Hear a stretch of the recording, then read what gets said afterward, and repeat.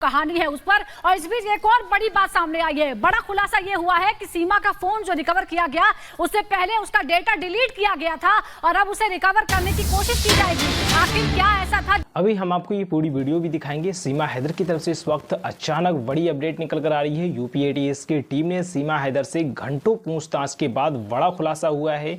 सीमा हैदर के पास से जो टूटा हुआ फोन निकला है उसमें का सारा डाटा जो है वो डिलीट किया जा चुका था फोन जब्त होने से पहले। आखिर ऐसा सीमा हैदर को क्यों करना पड़ा, क्या है इसका राज? और सीमा हैदर के पास जितने भी मोबाइल अभी तक थाने में जब्त थे जो सीमा हैदर के पास मिले हैं, और अब वो मोबाइल फोन सारी चीजें जो सीमा हैदर की हैं वो एटीएस की टीम लेके अपने साथ चली गई है फॉरेंसिक में, और अब उनकी जांच होगी। और जिस मोबाइल से डाटा को डिलीट कर दिया गया था सीमा हैदर के द्वारा उसमें क्या क्या था, आखिर क्यों सीमा हैदर ने पुलिस से वो डाटा छुपाया, उस सारे डाटा को रिकवर किया जाएगा। और बड़ा खुलासा अचानक होने वाला है। सीमा हैदर के डाटा डिलीट करने से एक बड़ा शक बनता है सीमा हैदर पर कि सीमा हैदर कहीं पाकिस्तान की जासूस तो नहीं है। फिलहाल घंटों की लगातार पूछताछ के बाद एक बड़ा सुराग और बड़ा शक सीमा हैदर पर बड़ा है।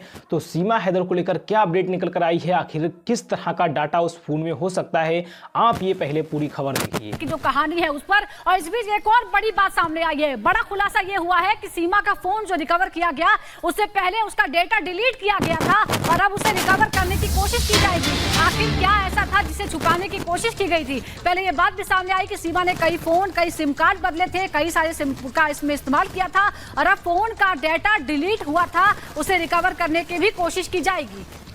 तो बरामदगी से पहले फोन का डाटा डिलीट किया गया। आखिर क्या छुपाना चाहती थी सीमा हैदर, जो चैट्स और डाटा डिलीट करने की के लिए कदम उठाना पड़ा? जतिन का आप रुख कर लेते हैं। जतिन, सबसे बड़ा सवाल वाकई में ये है, क्या करना चाहती थी, मन में क्या चल रहा था, आखिर क्यों ये कदम उठाया सीमा ने कि सारा डाटा डिलीट कर दिया?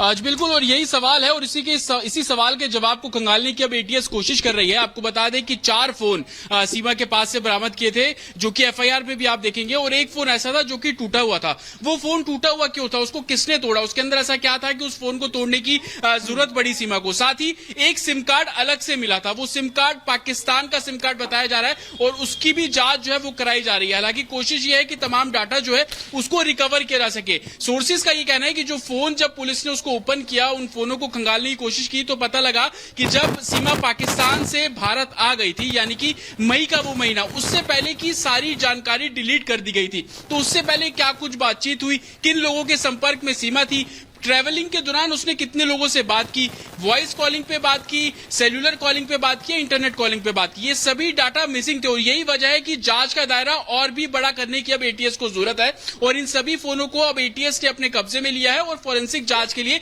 भेजा गया है। कोशिश ये की जा रही है कि मई से पहले का जो डाटा है उसको रिट्रीव किया जा सके। साथ ही भारत आने के बाद या ग्रेटर नोएडा आने के बाद सीमा जिस इंडियन नंबर का इस्तेमाल कर रही थी उसको भी खंगाला जा रहा है कि क्या विदेश में बैठे हुए किसी शख्स से बात करने की कोशिश की गई। क्योंकि सीमा से जब हम बात कर रहे थे पहले, जब वो कैमरों के सामने आ रही थी, तब वो कह रही थी कि उनकी एक बचपन की सहेली है, वो उसके टच में थी, उसको सचिन के बारे में जानकारी थी। तो क्या उस सहेली से बातचीत की गई? वो सहेली क्या एग्जिस्ट करती है? बहुत सारी चीजें हैं जिसकी जांच करनी होगी। जो हिंदुस्तान में लोग मिले, मदद की, और जो पाकिस्तान से बता रहे हैं इसकी भी जांच होगी। लेकिन इस बीच एक और बड़ी खबर बता देते हैं। बड़ी खबर यह है कि सीमा सिर्फ सचिन से नहीं बल्कि कई और लोगों के संपर्क में थी, जिससे उन्होंने इसलिए संपर्क किया क्योंकि वो भारत आना चाहती थी। यानी सिर्फ सचिन ही नहीं, दिल्ली एनसीआर के कई युवकों से वो संपर्क में थी पबजी के माध्यम से, और उनसे यही बातचीत थी कि वो कैसे किस तरीके से हिंदुस्तान पहुंचे। ये सवाल जवाब के दौरान बातें सामने आई है। सूत्र बताते हैं हर सवाल का पहले से जवाब मौजूद था। इस तरह की बातें भी सामने आ रही है। कुछ और लोगों से भी संपर्क किया था सीमा हैदर ने, कुछ और लोगों से संपर्क किया था। सचिन के अलावा कई लोगों के संपर्क में थी जिनसे वो भारत आने की मदद करने की कोशिश कर रही थी। गेमिंग ऐप के जरिए बातचीत हुई थी न सिर्फ सचिन से बल्कि कई और लोगों से, और क्या उन लोगों से भी पूछताछ की जा सकती है, यह भी एक बड़ा सवाल है। क्योंकि अब सभी लोगों से पूछताछ होकर यह पुख्ता करने की कोशिश की जाएगी कि आखिर कब से, किस इरादे से सीमा भारत आना चाहती थी।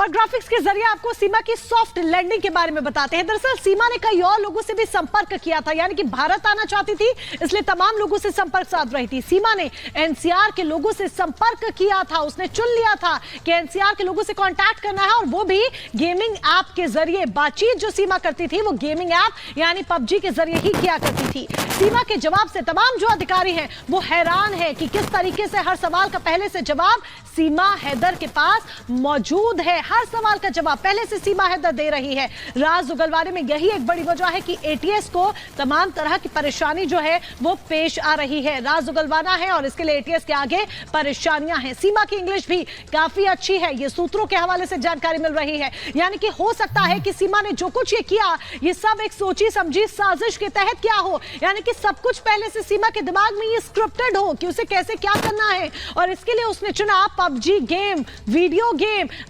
मोबाइल गेम, इस गेमिंग ऐप के जरिए ही।